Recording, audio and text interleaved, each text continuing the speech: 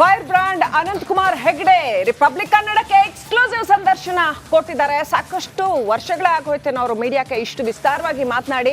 ಆದ್ರೆ ನಿಮ್ಮ ರಿಪಬ್ಲಿಕ್ ಕನ್ನಡಕ್ಕೆ ಅವರು ಎಕ್ಸ್ಕ್ಲೂಸಿವ್ ಆಗಿ ಸಂದರ್ಶನ ಕೊಟ್ಟಿದ್ದಾರೆ. ಭಾರತ ಹಿಂದೂ ರಾಷ್ಟ್ರ ಆಗ್ಲೇಬೇಕು ಅಂತ, ಹಿಂದೂ ರಾಷ್ಟ್ರದ ಕುರಿತಾಗಿ, ಅಂದ್ರೆ ಇನ್ಕ್ಲೂಸಿವ್ ಆದಂತ ಒಂದು ಹಿಂದೂ ರಾಷ್ಟ್ರ ಅಂತ, ಎಲ್ಲರನ್ನೂ ಒಳಗೊಳ್ಳುವ ಒಂದು ಹಿಂದೂ ರಾಷ್ಟ್ರ ಆಗಬೇಕು ಅಂತ ಅವರ ಅಭಿಪ್ರಾಯವನ್ನ ಅವರು ನೇರಾನೇರವಾಗಿ ಹೇಳಿದ್ದಾರೆ. ತಪ್ಪೇನಿದೆ, ಹಿಂದೂ ರಾಷ್ಟ್ರ ಆದ್ರೆ ತಪ್ಪೇನಿದೆ ಅನ್ನುವಂಥದ್ದನ್ನ ಹೇಳಿದ್ರು.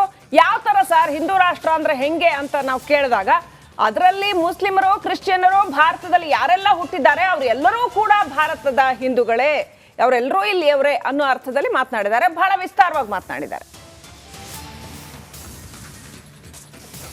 100% ನಾನು ಹೇಳಿದ್ದು ಹೌದು. ನಾನು ಹೇಳಿದ್ದನ್ನು ಮತ್ತೊಮ್ಮೆ ದೃಢೀಕರಿಸ್ತೀನಿ.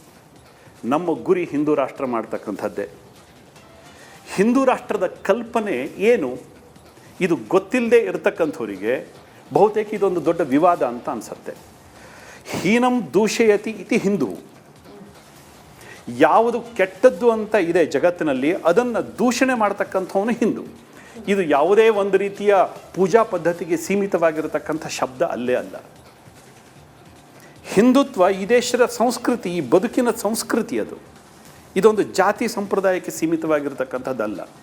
ನಾವು ನಮ್ಮ ಪರಂಪರೆಯಲ್ಲಿ ಒಂದು ಮಾತಿದೆ, ನರಾಜ್ಯಂ ನಚರಾಜಾಸೀತ್ ನರಾಜ್ಯೋ ನದಾಂಡ್ಯೋ ನಚದಾಂಡಿಕ ಧರ್ಮೇಣ ಇವ ಪ್ರಜಾತ್ ಸರ್ವೇ ರಕ್ಷಂತಿ ಸ್ಮ ಪರಸ್ಪರಂ ಅಂತ.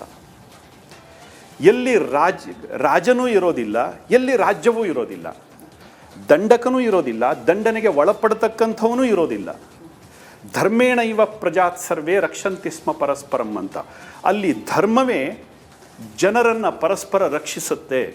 ಇದು ಹಿಂದುತ್ವ, ಇದು ಹಿಂದೂ ಧರ್ಮ. ಇಲ್ಲಿ ಯಾವುದೇ ಹೊರಗಿನ ಕಟ್ಟುಪಾಡುಗಳ ಅವಶ್ಯಕತೆ ಇಲ್ಲ. ನಮ್ಮ ಬದುಕೆ ನಮಗೆ ಹೇಳಿಕೊಟ್ಟಿದೆ. ಇಡೀ ಜಗತ್ತಿಗೆ ಬೇಕಾದ ಹಾಗೆ, ಅದು ಪರಿಸರ ಇರಲಿ, ಯಾವುದೇ ಸಕಲ ಜೀವಗಳಿರಲಿ, ಚರಾಚರಗಳಿರಲಿ, ಮನುಷ್ಯ ಇರಲಿ, ಪ್ರಾಣಿಗಳಿರಲಿ, ಎಲ್ಲರ ಒಳಗೊಂಡಿರತಕ್ಕಂಥ ಸಮಷ್ಟಿ ಬದುಕಿನ ಕಲ್ಪನೆ ಹಿಂದುತ್ವ. ಇದೊಂದು ಪೂಜಾ ಪದ್ಧತಿ ಅಲ್ಲ. ನೀವು ಗಣಪತಿ ದೇವಸ್ಥಾನಕ್ಕೆ ಹೋಗ್ತೀವಿ, ಮತ್ತೊಬ್ರು ಯಾರೋ ಚರ್ಚಿಗೆ ಹೋಗ್ತಾರೆ, ಮತ್ತೊಬ್ರು ಯಾರೋ ಮಸೀದಿಗೆ ಹೋಗ್ತಾರೆ. ನಮ್ಗೆ ಇದರಲ್ಲಿ ಯಾವುದೇ ಫರಕ್ಕೆ ಬರೋದಿಲ್ಲ. ನಾವು 33 ಕೋಟಿ ದೇವತೆಗಳನ್ನು ಪೂಜೆ ಮಾಡ್ತಕ್ಕಂಥ ಜನಗಳಿಗೆ ಒಬ್ಬ ಅಲ್ಲಾ, ಒಬ್ಬ ಯೇಸು ನಮಗೆ ಜಾಸ್ತಿನೇ ಆಗೋದಿಲ್ಲ. ನಾನು ಒಂದು ಮಾತನ್ನು ಕೇಳ್ತೀನಿ, ಇಡೀ ಹಿಂದೂ ಸಮಾಜದಲ್ಲಿರ್ತಕ್ಕಂಥ ಇವತ್ತು ಜನರಿಗೆ ಹೇಳ್ತೀನಿ, ಅಲ್ಲಾನ ಫೋಟೋ ಇಡಿ, ಯೇಸು ಕ್ರಿಸ್ತನ ಫೋಟೋ ಇಡಿ ಅಂತ ಹೇಳ್ತೀನಿ. ಅವ್ರು ಖಂಡಿತವಾಗಿ ಅವ್ರು ಇಟ್ಕೊತಾರೆ ಗೌರವದಿಂದ. ಅದೆಷ್ಟೋ ದೇವತೆಗಳ ಜೊತೆಗೆ ಅದೊಂದು 2 ಫೋಟೋ ನಮಗೇನು ಜಾಸ್ತಿ ಅಂತ ಅನಿಸೋದೇ ಇಲ್ಲ. ಆದರೆ ನಾನು ಒಂದು ಮಾತನ್ನು ಕೇಳ್ತೀನಿ, ಇದೇ ಮುಸಲ್ಮಾನರು ರಾಮನ ಫೋಟೋ ಇಟ್ಕೊತಾರ ಮನೆಯಲ್ಲಿ, ಕೃಷ್ಣನ ಫೋಟೋ ಇಟ್ಕೊತಾರ? ಇದೇ ಕ್ರಿಶ್ಚಿಯನ್ರು ಕೃಷ್ಣನ ಫೋಟೋ ಇಟ್ಕೊಂಡು ಪೂಜೆ ಮಾಡ್ತಾರಾ? ರಾಮನ ಫೋಟೋ ಇಟ್ಕೊಂಡು ಪೂಜೆ ಮಾಡ್ತಾರಾ? ಬನ್ನಿ ನಮ್ಮ ಮನೆಯಲ್ಲಿ, ಅಥವಾ ನಮ್ಮ ಥರ ಇರತಕ್ಕಂಥವ್ರು 100 ಮನೆಗಳಿಗೆ ಕರ್ಕೊಂಡು ಹೋಗ್ತೀನಿ. ಅಲ್ಲಿ ಇವತ್ತು ಕೂಡ ಯೇಸು ಕ್ರಿಸ್ತನ ಫೋಟೋ ಇರೋದನ್ನು ಕಾಣ್ತೀವಿ. ಮನೆ ಹಿಂದೂ, ಯೇಸು ಕ್ರಿಸ್ತನ ಫೋಟೋ ಇರುತ್ತೆ. ಮನೆ ಹಿಂದೂ, ಇವತ್ತು ಕೂಡ ಪೈಗಂಬರನ ಫೋಟೋ ಹಾಕ್ಕೊಂಡಿರ್ತಾರೆ. ಅವ್ರಿಗೆ ಯಾವುದು ಫರಕ್ಕೆ ಬರೋದಿಲ್ಲ. ಇದು ನಿಜವಾದಂತಹ ಜಾತ್ಯತೀತತೆ. ಇದು ರಿಪಬ್ಲಿಕ್ ಕನ್ನಡದಲ್ಲಿ ಸ್ಫೋಟಕ ಸಂದರ್ಶನ, ಅನಂತ್ ಕುಮಾರ್ ಹೆಗಡೆ ಅವರ ಸಂದರ್ಶನ.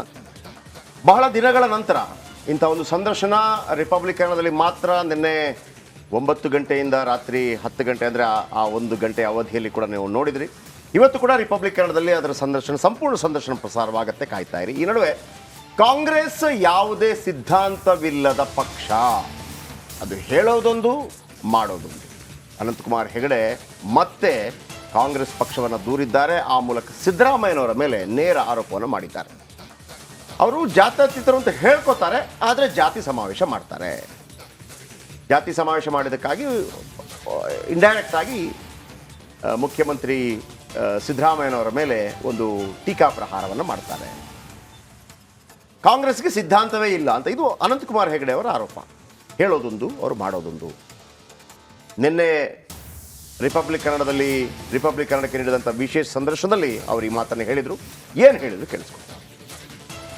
ರಾಜಕಾರಣ ಮಾಡ್ತಕ್ಕಂಥವ್ರು ಜಾತ್ಯತೀತತೆ ಅಂತಕ್ಕಂಥ ಶಬ್ದ ಸಂವಿಧಾನದಲ್ಲಿ, ಅಂಬೇಡ್ಕರ್ ಅವರು ಬರೆದಿರತಕ್ಕಂಥ ಸಂವಿಧಾನದಲ್ಲಿ ಇರಲೇ ಇಲ್ಲ. ಇದನ್ನು ಎಮರ್ಜೆನ್ಸಿ ಟೈಮ್ನಲ್ಲಿ ತೂರಿಸಿರ್ತಕ್ಕಂಥದ್ದು ಇಂದಿರಾ ಗಾಂಧಿಯವರು. ಜಾತ್ಯತೀತತೆ ಅಂತಕ್ಕಂಥ ಶಬ್ದವೇ ಇರಲಿಲ್ಲ. ಈ ದೇಶದಲ್ಲಿ ಅಂಬೇಡ್ಕರ್ ಅವರು ಬರೆದಿರತಕ್ಕಂಥ ಸಂವಿಧಾನಕ್ಕೆ ಅಪಚಾರ ಮಾಡಿದ್ದು ಆ ಜಾತ್ಯತೀತತೆಯ ಶಬ್ದ. ಇವತ್ತು ಸಂವಿಧಾನದಲ್ಲಿ ಹೇಗೋ ತಿರುಚಿ ಅದನ್ನು ಸೇರಿಸಿದ್ದಾರೆ, ಅದಕ್ಕೆ ಗೌರವ ಕೊಟ್ಟಿದ್ದೀರಿ. ಆದರೆ ಜಾತಿಯ ಹೆಸರಿನಲ್ಲಿ ರಾಜಕಾರಣ ಮಾಡ್ತಕ್ಕಂಥವ್ರು ಅವರು ಜಾತ್ಯತೀತತೆ ಬಗ್ಗೆ ಏನು ಹೇಳ್ತಾರೆ? ಅವ್ರಿಗೆ ಅಧಿಕಾರ ಇದೆಯಾ? ನಾವು ಇವತ್ತು ಹಿಂದುತ್ವದ ಬಗ್ಗೆ ಹೇಳ್ತೀವಿ, ಹಿಂದುತ್ವವನ್ನು ಬ್ರಾಡರ್ ಸೆನ್ಸ್ನಲ್ಲಿ ನಾವು ಹೇಳ್ತೀವಿ. ಇದರಲ್ಲಿ ಮುಸಲ್ಮಾನರನ್ನ ಕ್ರಿಶ್ಚಿಯನ್ರನ್ನು ಕೂಡ ನಾವು ಒಳಗೊಂಡಂತೆಯೇ ಹೇಳ್ತೀವಿ. ಅವರು ಒಪ್ಕೊತಾರೋ ಬಿಡ್ತಾರೋ ಅವರಿಗೆ ಬಿಟ್ಟಿರುವಂಥದ್ದು. ಅವರನ್ನು ಒಳಗೊಂಡಂತೆ ಈ ದೇಶದಲ್ಲಿ ಹುಟ್ಟಿರ್ತಕ್ಕಂಥವ್ರು ಎಲ್ಲರೂ ಹಿಂದೂಗಳೇ. ಇದನ್ನು ನಾವು ಬ್ರಾಡರ್ ಸೆನ್ಸಲ್ಲಿ ಹೇಳ್ತೀವಿ. ಅವನು ಕುರುಬ, ಇವನು ಶೆಟ್ಟಿ, ಅವನು ಭಟ್ಟ, ಇವನು ಬ್ರಾಹ್ಮಣ, ಅವನು ಇದನ್ನು ನಾವು ಹೇಳ್ತಕ್ಕೆ ಹೋಗ್ತಾನೆ ಇಲ್ಲ. ಇದು ಜಾತ್ಯತೀತತೆ ಅಂತ ಪರಿಗಣಿಸಲ್ಪಡೋದಿಲ್ಲ. ನಿಜವಾದಂಥ ಜಾತ್ಯತೀತತೆಯ ಪ್ರತಿವಾದಿಗಳ ಅದನ್ನು ಸರಿಯಾದಂಥ ರೀತಿಯಲ್ಲಿ ಮಂಡನೆ ಮಾಡುವಂಥವ್ರಿದ್ದರೆ ಖಂಡಿತವಾಗಿ ಜಾತಿ ಬಗ್ಗೆ ಮಾತಾಡಬಾರ್ದು, ಜಾತಿ ಸಮಾವೇಶಗಳನ್ನು ಮಾಡಬಾರ್ದು. ಇವ್ರು ಯಾಕೆ ಮಾಡ್ತಾರೆ?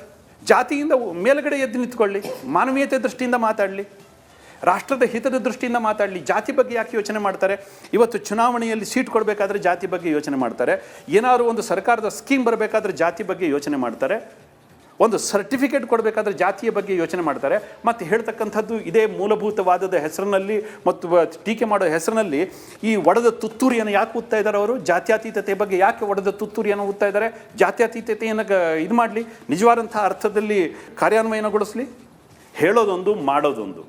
ಇದು ಕಾಂಗ್ರೆಸ್ಸಿನ ಜಾಯಮಾನ. ನೋಡ್ರಿ, ಅವರು ಯಾವುದಕ್ಕೆ ಪ್ರಚಾರ ಕೊಟ್ಟಿದ್ದಾರೆ ಅಂತ ಹೇಳಿ ಸರಿಯಾದಂಥ ಯಾವುದಕ್ಕೂ ಅವರು ಪ್ರಚಾರವನ್ನೇ ಕೊಟ್ಟಿಲ್ಲ. ಕಾಂಗ್ರೆಸ್ನವರು ಮಾಡಿದ್ದು ಮೊದಲಿಂದಲೂ ಕೂಡ ಅಪಪ್ರಚಾರವೇ. ಅವರು ಯಾವುದೇ ಈ ದೇಶಕ್ಕೆ, ಈ ಧರ್ಮಕ್ಕೆ, ಈ ಒಂದು ಪರಂಪರೆಗೆ ಅನುಕೂಲ ಆಗ್ತಕ್ಕಂಥ ಯಾವುದೇ ವಿಷಯವನ್ನು, ಯಾವುದೇ ಒಂದು ಸಿದ್ಧಾಂತವನ್ನು ಅವರು ಪ್ರಚಾರ ಕೊಟ್ಟು ಜನರ ಎದುರುಗಡೆ ತೊಗೊಂಡು ಹೋದದ್ದೇ ಇಲ್ಲ. ಅಪಪ್ರಚಾರವನ್ನೇ ಮಾಡಿದ್ದಾರೆ ಅವರು. ಹಿಂದುತ್ವ ಮೂಲಭೂತವಾದ ಅಂತ ಹೇಳ್ತಕ್ಕಂಥದ್ದು ಅಪಪ್ರಚಾರ ಅಲ್ವಾ? ಇವತ್ತು ಹಾಗಿದ್ರೆ ಅಲ್ಲಿ ನಾವು ಹಿಂದುತ್ವ ಹೇಳಿದ ತಕ್ಷಣವೇ ಮುಸಲ್ಮಾನರನ್ನು ನಾವು ವಿರೋಧಿಸ್ತೀವಿ ಹೇಳ್ತಕ್ಕಂಥದ್ದು ಇದು ಅಪಪ್ರಚಾರ ಅಲ್ವಾ? ಬೇರೆಯವರನ್ನ ನಾವು ಒಪ್ಪುವುದಿಲ್ಲ ಅಂತ ಹೇಳ್ತಕ್ಕಂಥದ್ದು ಅಪಪ್ರಚಾರ ಅಲ್ವಾ? ಹಾಗಿದ್ರೆ ಜಾತ್ಯತೀತತೆಯ ಸಿದ್ಧಾಂತದ ಪುಂಗಿಯನ್ನು ಊತ್ತಾ ಜಾತೀಯತೆಯನ್ನೇ ಬಿತ್ತಿ ಬೆಳೆಸ್ತಾ ಇರತಕ್ಕಂಥವ್ರದ್ದು ಇವರಿಗೇನು ಅನ್ಬೇಕು ನಾವು? ಇದು ಸರಿಯಾದಂಥ ನಡವಳಿಕೆನ? ಇದು ಜಾತಿಯನ್ನು ಕೈ ಬಿಡಲಿ, ಜಾತ್ಯತೀತತೆ ಬಗ್ಗೆ ಮಾತಾಡಲಿ. ಒಂದು ಕಡೆ ಜಾತಿಯ ರಾಜಕಾರಣ ಮಾಡ್ತಕ್ಕಂಥದ್ದು, ಮತ್ತೊಂದು ಕಡೆ ಜಾತ್ಯತೀತತೆಯ ತುತ್ತೂರಿ ಊದ್ತಕ್ಕಂಥದ್ದು. ಈ ರೀತಿಯ ವಿರುದ್ಧ ಸಿದ್ಧಾಂತಗಳು ಯಾಕೆ? ಬರಲಿ, ಚರ್ಚೆ ಮಾಡಲಿ. ಓಕೆ, ನಿನ್ನೆ ನನ್ನ colleague and Srilakshmi and Smita ಅವರು ಇಂಟರ್ವ್ಯೂ ಮಾಡಿದ್ರು. ಏನು ಅನಿಸ್ತು ನಿಮಗೆ ಅವ್ರನ್ನ ನೋಡಿದಾಗ? ಅಂದರೆ ಈ ಕೊನೆಯ ಮತ್ತೊಮ್ಮೆ ಚುನಾವಣೆ ಎದುರಿಸಬೇಕು ಅನ್ನೋ ಕಾರಣದ ರೀತಿಯಲ್ಲಿತ್ತ ಅಥವಾ? ನನ್ಗೇನು ಅನ್ನಿಸ್ತು ಅಂತಂದ್ರೆ, ನಾನು ಇವನ್ ಸೇಮ್ ಕ್ವಶನ್ ನಾವು ಕೇಳಿದ್ವಿ ಅವ್ರಿಗೆ. ಎಲೆಕ್ಷನ್ ಬಂದಾಗ ಅನಂತಕುಮಾರ್ ಹೆಗ್ಡೆ ಅವರು ಕಾಣಕ್ಕೆ ಬರ್ತಾರೆ ಅಂತ ಏನು ಹೇಳ್ತೀರಿ ಅಂತ. He is completely back in form ಅಂತ ಅನ್ಸುತ್ತೆ. ಟೋಟಲಿ ಅವ್ರಿಗೆ ಹುಷಾರಿರಲಿಲ್ಲ ಅನ್ನೋಂಥದ್ದು ಏನೋ ಒಂದಿತ್ತು, ಅನಾರೋಗ್ಯದ ಕಾರಣ ಭಾಳ ಇತ್ತು. ಮತ್ತು ಆಗಾಗ ನಾನು ಗಮನಿಸಿದ್ದು, ಅದನ್ನು ಅವ್ರಿಗೂ ಕೂಡ ಹೇಳಿದೆ ನಾನು, ಆಗಾಗ ಅವ್ರಿಗೆ ಒಂದು ವಿಚಿತ್ರ ರೀತಿಯ ವೈರಾಗ್ಯ ಬಂದುಬಿಡ್ತದೆ ರಾಜಕಾರಣದ ವಿಚಾರದಲ್ಲಿ. ಲೈಕ್ ಹೌದು, ನಾನು ಒಂಥರ ಇಂಟ್ರಾವರ್ಟ್ ನಾನು ಅಂತವ್ರು ಹೇಳ್ತಾರೆ. ಸೊ ಅದು ಎಲ್ಲೋ ಒಂದು ಕಡೆ ಅವ್ರಿಗೆ ಈ ರೀತಿ ಎಲೆಕ್ಷನ್ ಬಂದಾಗ ಬರ್ತಾರೆ ಅನ್ನೋ ಆರೋಪ ಬರೋದು. ನನಗೆ ನಾನು ಇದನ್ನು ಇದು ಮಾಡೋದು, ಕಂಪೇರ್ ಮಾಡೋದು ಅಂತಲ್ಲ, ಯಾವುದೇ ಈಗ ಭಾರತದಲ್ಲಿ ಅಥವಾ ಕರ್ನಾಟಕದಲ್ಲಿ ಜನಸಾಮಾನ್ಯರಿಗೆ ಹೆಂಗಿರುತ್ತೆ ಅಂದರೆ ರಾಜಕಾರಣಿದವರು ನಮ್ಮ ಕೆಲಸ ಮಾಡಬೇಕು ಅಂತ. ಹೌದು. ಆದರೆ ರಾಜಕಾರಣಿ ನಿಜವಾದ ಕೆಲಸ ಶಾಸನ ಬರೆಯೋದು ಅಂತ. ಇದು ಶಾಂತನಿ ಗೋಪಾಲಗೌಡರೊಮ್ಮೆ ಹೇಳಿದರು, ನೀನು ನಲ್ಲಿಯಲ್ಲಿ ನೀರು ಬರಲಿ ಅಂದ್ರೆ ನನ್ನ ಕೆಲಸ ಅಲ್ಲಪ್ಪ, ನನಗೆ ಶಾಸನ ಬರೆಯೋ ಕೆಲಸ ಮಾತ್ರ, ನನಗೆ ಅದನ್ನು ಅಧಿಕಾರಿ ವರ್ಗ ಮಾಡಬೇಕು ಅಂತ. ಇವ್ರ ಹತ್ರ ಒಂದು ಕಡೆ ಹೋದ, ನಾನು ಇವ್ರನ್ನ ಕಂಪೇರ್ ಮಾಡೋದಲ್ಲ, ಅವರ ಹೇಳಿಕೆಯನ್ನು ನಾನು ಹೇಳ್ತಾ ಇರೋದು. ಇವರ ಬಳಿ ಅದು ನನ್ನ ಕೆಲಸ ಅಲ್ಲ. ಅವ್ರು ಏನು ಹೇಳಿದ್ರು ಅಂದ್ರೆ, ನಮ್ಮ ಕಡೆಯ ಪ್ರಶ್ನೆ ಅದೇ ಆಗಿತ್ತು, ನಿಮ್ಮ ಕ್ಷೇತ್ರದಲ್ಲಿ ಈಗ ನೆಕ್ಸ್ಟ್ ಈಗ ಹಿಂದೆ ಏನೇನು ಕೆಲಸಗಳಾಗಿದೆ ಆಗಿಲ್ಲ ಅನ್ನೋ ಆರೋಪ ಇದೆ. ಒಂದು ಸೂಪರ್ ಸ್ಪೆಷಾಲಿಟಿ ಆಸ್ಪತ್ರೆ ಬಗ್ಗೆ ಬಹಳ ಕೇಳ್ತಾ ಇದ್ರು, ಮುಂದೆ ಬಂದ್ರೆ ಏನೇನು ಕೆಲಸಗಳಾಗಬೇಕು ಅಂತ. ಅದಕ್ಕೆ ಅವ್ರು ಏನು ಹೇಳಿದ್ರು ಅಂದರೆ, ಒಬ್ಬ ಸಂಸದ, ಇಡೀ ದೇಶಕ್ಕೆ ಇರ್ತಕ್ಕಂಥ ಸಂಸದ, ನೀವು ಹೇಳಿದಾಗೆ ಪಾಲಿಸಿ ಮೇಕಿಂಗು ಅಂಥ ವಿಚಾರಗಳಿಗೆ ಒಂದು 5 ಕೋಟಿ ರೂಪಾಯಿ ಅಷ್ಟೇ ನಮಗೆ ಅನುದಾನ ಬರುತ್ತೆ. ನೀವು ಹೀಗೆ ಕೇವಲ ಒಂದು ಕ್ಷೇತ್ರದ ಕೆಲಸಕ್ಕೆ ಮಾತ್ರ ಸೀಮಿತಗೊಳಿಸೋದು, ಒಬ್ಬ ಸಂಸದನನ್ನು ಅತ್ಯಂತ ಲಿಮಿಟೆಡ್ ಆಗಿ ನೋಡುವ ರೀತಿ. ಅಫ್ಕೋರ್ಸ್ ನಾವು ಕೆಲಸ ಮಾಡೇ ಮಾಡ್ತೇವೆ, ಅದು 5 ಕೋಟಿ ಏನು ಬರುತ್ತೆ ಅದ್ರ ಕೆಲಸ ಎಷ್ಟಾಗಬೇಕು ಮಾಡ್ತೇವೆ. ಅದ್ರ ಕೆಲಸಗಳು ಆಗ್ತಾವಲ್ಲ, ಅದ್ರದ್ದೆಲ್ಲ ಕ್ರೆಡಿಟ್ ತಗೋತಾರಲ್ಲ, ಅದು ಇವ್ರದ್ದಲ್ಲ ಆಕ್ಚುಲಿ, ಅದು ನ್ಯಾಷನಲ್ ಪಾಲಿಸಿ, ಅದು ದೇಶ ಕೆಲಸ ಮಾಡುತ್ತೆ. ಗೌರ್ಮೆಂಟ್ ಈಗ ಒಂದು ಕಾನೂನು ಇದ್ದಂಗೆ, ಈಗ ಕಳ್ಳತನ ಮಾಡಿದ್ರೆ ಏನು 420 ಕೇಸಲ್ಲಿ ಒಳಗಾಗ್ತಾರೆ, ಪಿಕ್ ಪಾಕೆಟ್ ಮಾಡಿದ್ರೆ ಮತ್ತೊಂದು ಅಂತೇಳಿ.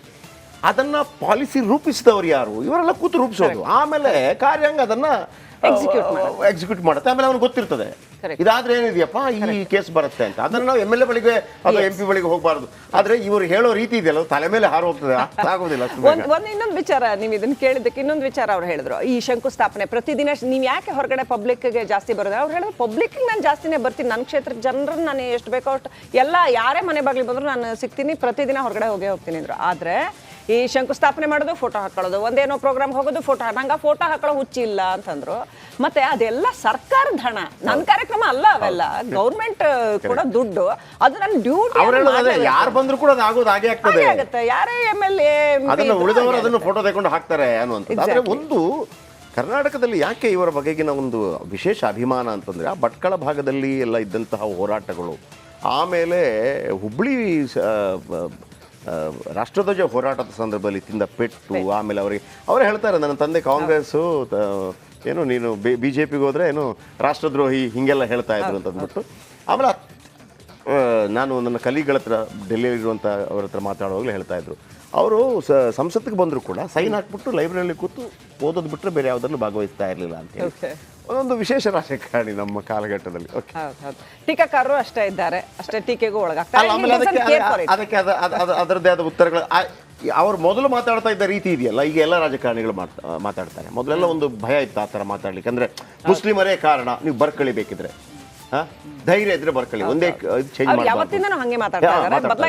ಇದಾದ ನಂತರ ಅನೇಕರು ಮಾತಾಡಿದ್ರು, ಆಗ ಬಹಳ ಆಶ್ಚರ್ಯ ಆಗ್ತಾ ಇತ್ತು. ಅನಂತಕುಮಾರ್ ಹೆಗಡೆ ಒಬ್ಬರೇ ಆ ಥರ ಮಾತಾಡ್ತಾ ಇದ್ದು ಅಂತೇಳಿ. ಇವತ್ತೆಲ್ಲರೂ ಮಾತಾಡ್ತಾರೆ, ಅದ್ರ ಆರಂಭ ಮಾಡಿದ್ದು ಇವರು.